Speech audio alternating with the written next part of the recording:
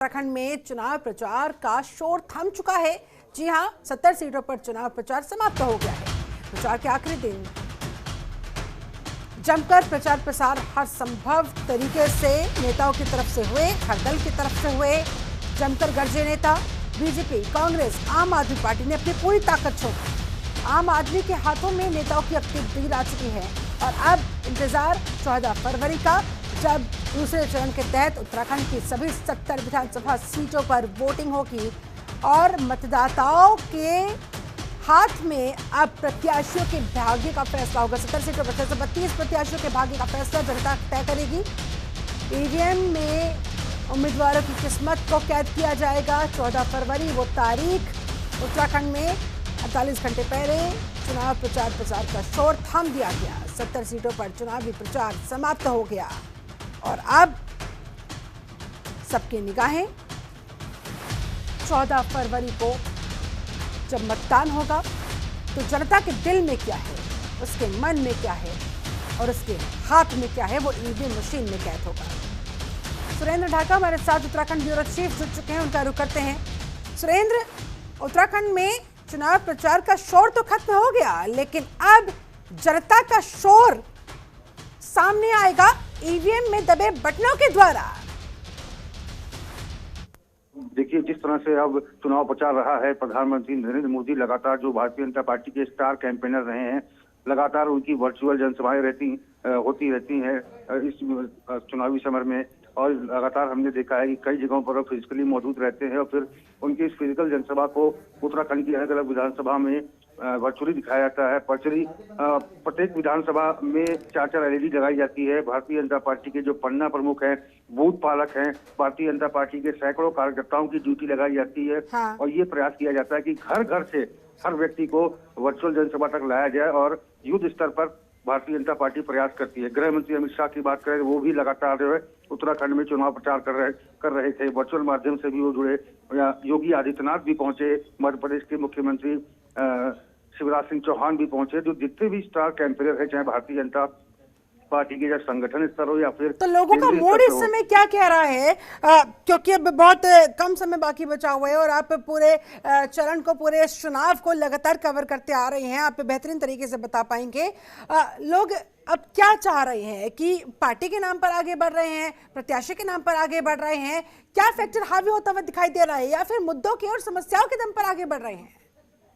देखिए, इस बार जो चुनाव हो रहा है वो केंद्रीय स्तर पर और राज्य के मुद्दों को लेकर हो रहा है। क्योंकि केंद्रीय मुद्दों की अगर बात करें तो महंगाई, बेरोजगारी, ये तमाम ऐसे केंद्रीय मुद्दे हैं जिनको लेकर भी इस चुनाव में जो है तमाम जो पक्ष विपक्ष के तमाम जो स्टार प्रचारक हैं या फिर स्थानीय नेता हैं, बड़े नेता हैं, वो जनता के बीच में जा रहे हैं। इसके साथ ही पलायन, बेरोजगारी, कोरोना काल में किस तरह से जनता त्रासदी से ग्रस्त रही, किस नेता ने किसकी क्या मदद की, कौन सा राजनीतिक दल सामने आया मदद को, ये तमाम विषय हैं। और इसके साथ ही लगातार जो राजनीतिक दल हैं वो बताने का प्रयास कर रहे हैं। चाहे कांग्रेस की बात करें, कांग्रेस उत्तराखंडी स्वाभिमान 4 धाम 4 काम इस अभियान के तहत, इस कैंपेन के तहत जनता तक जोड़ रही है। और उसने साफ तौर पर इस चुनावी कैंपेन में कहा है कि उत्तराखंड में 5 लाख परिवार को प्रत्येक वर्ष 40,000 रुपए मानदेय सरकार देगी और 4 लाख युवाओं को रोजगार देगी। साथ ही हर घर स्वास्थ्य सुविधाएं पहुंचाई जाएंगी। इसके साथ ही गैस सिलेंडर के दाम 500 रुपए से अधिक नहीं होंगे। तो ये तमाम जो चुनावी अभियान के तहत जो ये वादे हैं कांग्रेस की तरफ से किए जा रहे हैं और उसके साथ ही भारतीय जनता पार्टी अपने विकास कार्यों को लेकर जनता के बीच जा रही है। अभी हाल ही में प्रधानमंत्री नरेंद्र मोदी के द्वारा 18,000 करोड़ की विकास योजनाओं का लोकार्पण और शिलान्यास किया गया। इन सब चीजों को लेकर भारतीय जनता पार्टी जनता के बीच में जा रही है। ये विकास योजनाएं गढ़वाल मंडल के लिए थी। कुमाऊं मंडल के परिप्रेक्ष्य में अगर हम बात करें तो 17,000 करोड़ से अधिक की विकास योजनाओं का लोकार्पण और शिलान्यास प्रधानमंत्री मोदी ने कुमाऊं मंडल के लिए किया। इन विकास योजनाओं को लेकर बीजेपी जा रही है जनता के बीच में। दिल्ली देहरादून इकोनॉमिक कॉरिडोर का शिलान्यास प्रधानमंत्री मोदी के द्वारा किया गया, जिसकी लागत 8,600 करोड़ थी। इस मुद्दे को लेकर जनता के बीच भारतीय जनता पार्टी जा रही है। और इन ठीक है, तमाम दल अपनी अपनी उपलब्धियां, अपने अपने वादे, अपने अपने आगे की जो दूरदृष्टि है, जो आगे की ब्लूप्रिंट है, उसको तो दिखाने की कोशिश कर ही रही है। लेकिन ऐसे में अगर हम बात करें बागी नेताओं की, दल बदलुओं की, तो फिर कहीं ना कहीं कहा जा रहा है कि बीजेपी के लिए भी उसके अपने घातक साबित होते हुए और कांग्रेस के लिए भी, यानी कि कुल मिलाकर बीजेपी और कांग्रेस दोनों एक ही पलड़े में दिखाई दे रहे हैं। ऐसे में किसको कितना फायदा, किसको कितना नुकसान होता हुआ, और एंटी इनकम्बेंसी का भी किस हद तक फैक्टर दिखाई दे रहा है, इस पर भी बात करें। जी देखिए, 21 सालों की अगर हम बात करें तो इन 21 सालों में उत्तराखंड में एंटी इनकम्बेंसी इस कदर प्रभावी रहा, क्योंकि उत्तराखंड छोटा राज्य है तो जनता की नाराजगी खुलकर सभी राजनीतिक दलों के सामने आई है। और प्रमुख राजनीतिक दल वैसे तो कांग्रेस और भारतीय जनता पार्टी ही रहे हैं। 10 साल कांग्रेस और 10 साल भारतीय जनता पार्टी ने प्रदेश में शासन किया, और उत्तराखंड का ऐसा ट्रेंड है कि लगातार जो 5 साल तक कोई सरकार, किसी पार्टी की सरकार रहती है, वो अपना शासनकाल दोबारा रिपीट नहीं कर पाती। और इसी के तहत भारतीय जनता पार्टी का पूरा प्रयास है कि इस बार, पिछले विधानसभा चुनाव में 57 सीटें बीजेपी ने जीती थी, इस बार 60 प्लस की बात भारतीय जनता पार्टी कह रही है। और जो ये मिथक है एंटी इनकम्बेंसी का, इसको तोड़ने का पूरा प्रयास जो है भारतीय जनता पार्टी के द्वारा होगा। कांग्रेस इस बार उसको लग रहा है कि एंटी इनकम्बेंसी का फायदा कांग्रेस को मिल सकता है, लिहाजा कांग्रेस लगातार जनता के बीच में केंद्र सरकार की विफलताओं और राज्य सरकार की विफलताओं को लेकर जा रही है, और इसके साथ ही तमाम अन्य मसले हैं जिनको लेकर जनता के बीच जाया जा रहा है।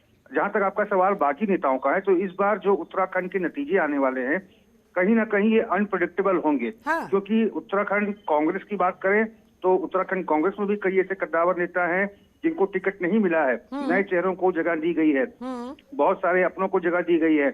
सिर्फ 2 महिलाओं को इस बार टिकट दिया गया कांग्रेस के भीतर, पूर्व सीएम हरीश रावत की बेटी अनुपमा रावत को, और हरक सिंह रावत जो कि बीजेपी से कांग्रेस में शामिल हुए, उनकी बहू अनुकृति गोसाई रावत को। हाँ। और कब भारतीय जनता पार्टी के परिप्रेक्ष्य में अगर बात करें तो भारतीय जनता पार्टी ने अधिकांश जो बागी नेता हैं उनको मना लिया है, लेकिन 6 ऐसे बागी नेता हैं जो कद्दावर नेता हैं, जो चुनाव जीतने का दमखम रखते हैं बिना पार्टी सिंबल के भी। अब ये भारतीय जनता पार्टी का खेल कितना और किस हद तक बिगाड़ेंगे ये देखना होगा। अच्छा ठीक है, और अगर बात करें स्पेसिफिकली आम आदमी पार्टी की, तो किंग बनने की तरफ, किंग मेकर बनने की तरफ, या फिर अभी ये दूर की कौड़ी साबित होगी आम आदमी पार्टी के लिए हाथ से, क्या लग रहा है? जी देखिए, राजनीति जो है ये संभावनाओं का खेल है। हमने दिल्ली में देखा है कि किसी ने कल्पना नहीं की थी कि आम आदमी पार्टी की सरकार, जब इसके पहले का चुनाव हुआ था कि हाँ। अस्तित्व में आएगी, लेकिन आम आदमी पार्टी की सरकार प्रचंड बहुमत के साथ आती है। हाँ। और उसके बाद फिर दिल्ली के मुख्यमंत्री अरविंद केजरीवाल जनता से कहते हैं दिल्ली के, अगर मैंने काम किया होगा तो मुझे वोट देना, नहीं तो आप मत दीजिएगा।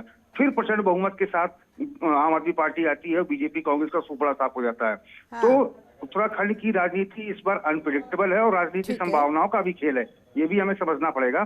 तो इस बार आम आदमी पार्टी क्या कुल खिलाएगी, कितना उससे जनता का आशीर्वाद मिलेगा, ये देखना होगा। हालांकि उसने तमाम जो वायदे किए हैं, हालांकि वायदों के मामले में आम आदमी पार्टी काफी हद तक अपने वायदों को निभाती है। 300 यूनिट मुफ्त बिजली की बात की है आम आदमी पार्टी ने, 5 लाख बेरोजगार युवकों को रोजगार देने की बात की है। और इस बार जनता के मन में क्या है, क्या कांग्रेस और बीजेपी से इतर वो आम आदमी पार्टी को ट्राई करना चाहेगी, क्या उसकी बातों पर विश्वास करना चाहेगी? आने वाला वक्त बताएगा। 14 तारीख को ईवीएम में इन तमाम प्रत्याशियों की किस्मत का फैसला कैद हो जाएगा और फिर इसका खुलासा होगा 10 मार्च को। उसके लिए करना होगा इंतजार। बहुत शुक्रिया आपका सुरेंद्र ढाका हमारे साथ जुड़ने के लिए, इस पूरी बातचीत के लिए। उत्तराखंड में विधानसभा चुनाव प्रचार के आखिरी दिन मुख्यमंत्री पुष्कर सिंह धामी ने बड़ा ऐलान किया। सीएम धामी ने कहा, आगामी नई बीजेपी सरकार अपने शपथ ग्रहण के तुरंत बाद यूनिफॉर्म सिविल कोड लागू करेगी। इसके लिए न्यायविदों, सेवानिवृत्त जनों, समाज के प्रबुद्ध जनों और अन्य लोगों की कमेटी बनाई जाएगी, जो उत्तराखंड राज्य के लिए यूनिफॉर्म सिविल कोड का ड्राफ्ट तैयार करेगी। इस यूनिफॉर्म सिविल कोड का दायरा विवाह, तलाक, जमीन जायदाद और उत्तराधिकारी जैसे विषयों पर सभी नागरिकों के लिए समान कानून हो, चाहे वो किसी भी धर्म में विश्वास क्यों न रखते हो, इस पर आधारित होगा।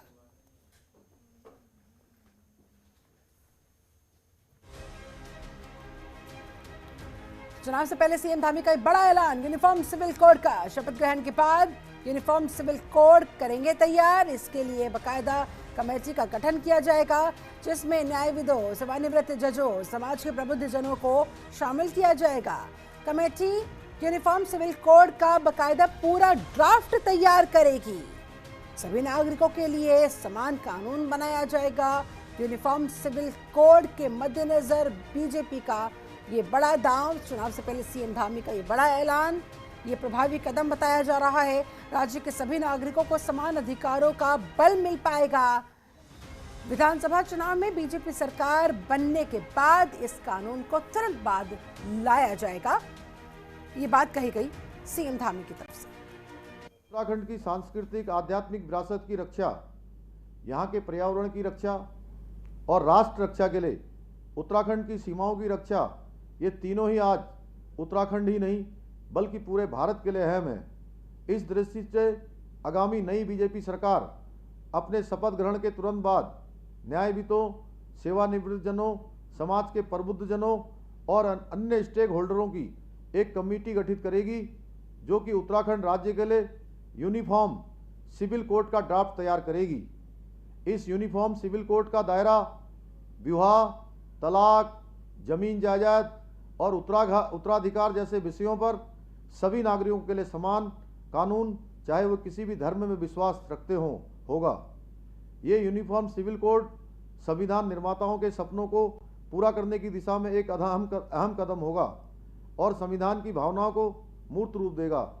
ये भारतीय संविधान के आर्टिकल 44 की दिशा में भी एक प्रभावी कदम होगा। खबरों के निष्पक्ष विश्लेषण के लिए सब्सक्राइब करें Jantantra TV and press the bell icon. Never miss any update.